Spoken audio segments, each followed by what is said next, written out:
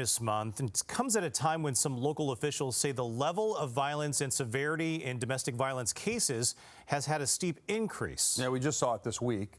Deadly domestic violence related triple shooting in Edmonds. It's just the latest in a string of horrific homicides involving intimate partners and family. Here's Q13's Olivia LaVoice. The data for Bellevue Police domestic violence cases tells a strange and unsettling story.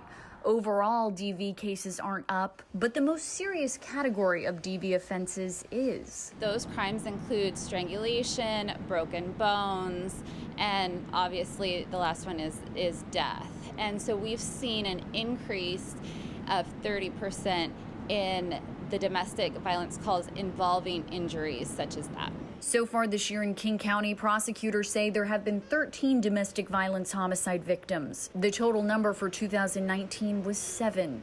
Since the pandemic hit, Bellevue PD has had 2 DV-related homicides of their own. An adult male stabbed his parents to death who were visiting from out of town. The second incident occurred at the Elements.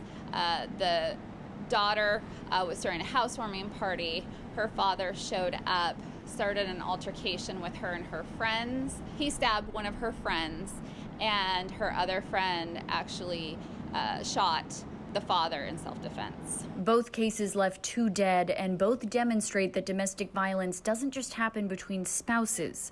It can involve family members and people living together.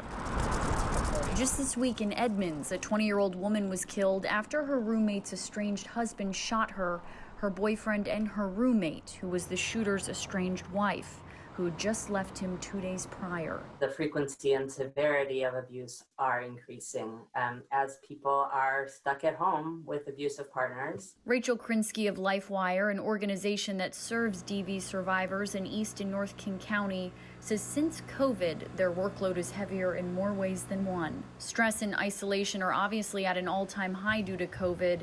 And then there's this. Well, we are concerned for the upcoming months. We're in the Pacific Northwest. It rains, it's dreary.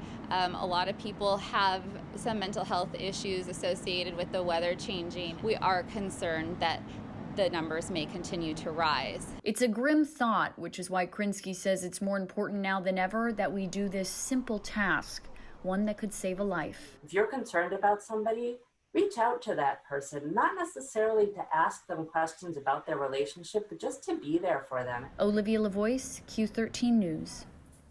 If you or someone you know is a victim of domestic violence, you can call, text, or chat within the 24-hour National Domestic Violence Hotline at 1-800-799-SAFE.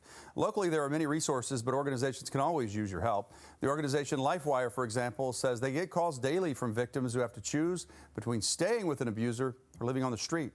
LifeWire is holding its October World of Hope Gala virtually. If you're interested in attending, we have more information on our website, Q13FOX.com.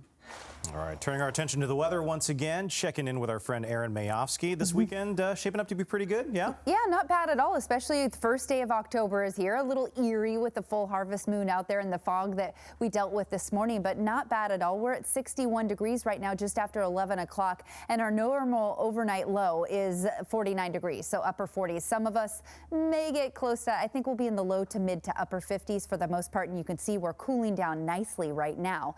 We'll bring in a little bit of cloud cover and some low-lying fog in some spots, so don't be surprised if you wake up and hear some of the foghorns going again. Tomorrow will be in the low to mid 70s, just depending on that haze and how much fog we have. It will take some time to get a lift going and get our temperatures to heat up, but active out in the Pacific, but not where we are. We have high pressure keeping us high and dry and steering much of the rain out of our forecast. What still is in our forecast is that high haze. I'm putting our futurecast through as we run through tomorrow night at 11.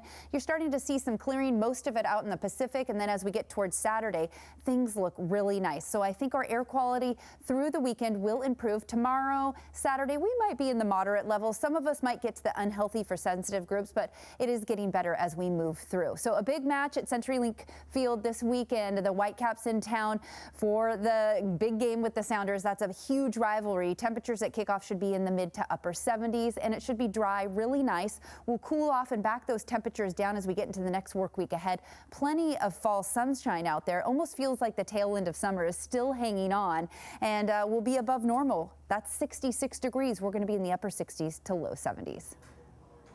I'm Matt Lorch in the newsroom. The stock market reacting overnight to news the president and first lady have both tested positive for COVID-19. They are now quarantined at the White House. The latest when we come back.